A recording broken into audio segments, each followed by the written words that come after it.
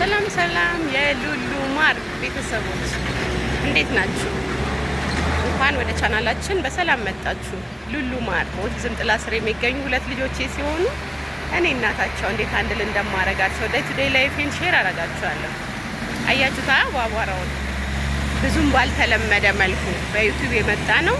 ዴይ ቱ ዴይ ላይፋችንን እንዴት እንደምናሳልፍ ልጆቻችንን እንዴት ሃንድል እንደምናረግ ራሳችን ሰርተን ልጆቻችንን እንዴት ነው የምናስተዳድረው ለምንል እናቶች ማሳያ ነኝ።